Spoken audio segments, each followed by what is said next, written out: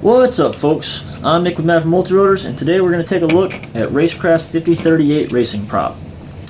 Now, I've got to play with the 5051 tri-blades a while back, and you may not remember my review, but I basically came to the conclusion that while yes, they were extremely powerful and fast and great, they required a high kV motor and a pretty powerful motor as well to spin this steep a prop.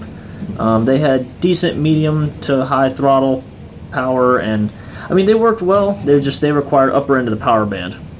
So, in a attempt to battle their efficiency problems, because these were so steep, they came out with the 5038 biprop. Excuse me, not biprop.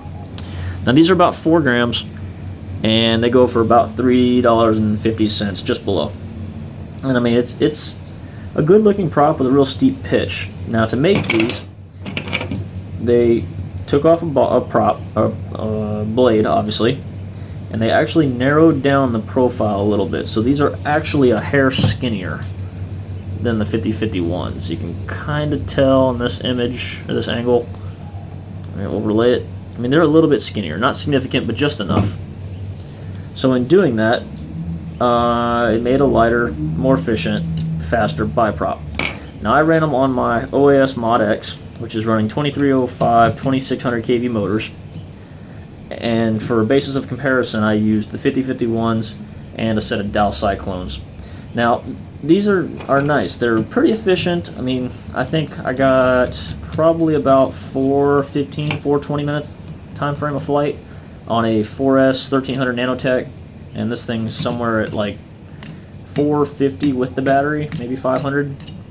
So I mean, I got longer flight times than the 5051s, but the lack of punch was definitely there. That extra blade you're missing is kind of a kick in the butt. So these work great if you're traveling high speeds, high throttle on a pretty tight course, but they do require 75 to 100% throttle versus the RaceKraft 5051s, which were mid to 50% to 100% throttle.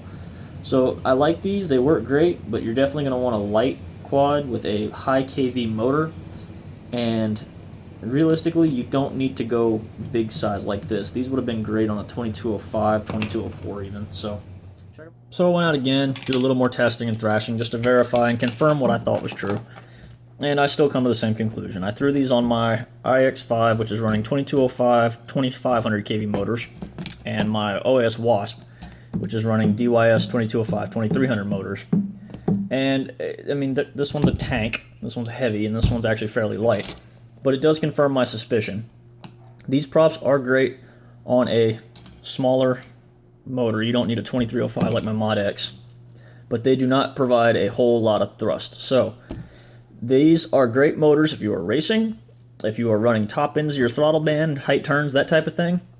But these are not a great all-around prop for a large, heavy quad. I put them on this Mod X, and they flew, but it was like 3S. It was not like 4S. And then on the IX5, it flew pretty good, but this is set up for acro-style flying.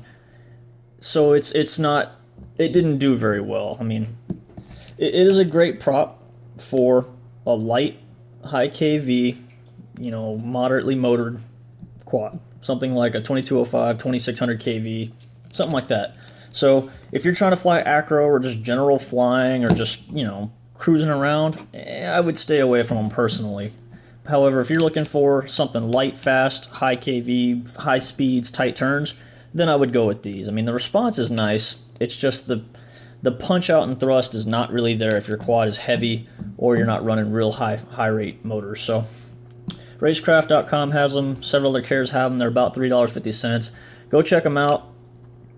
I do not hate them. They just don't fit a casual acro flyer's need. These are definitely racing style props for higher end speed.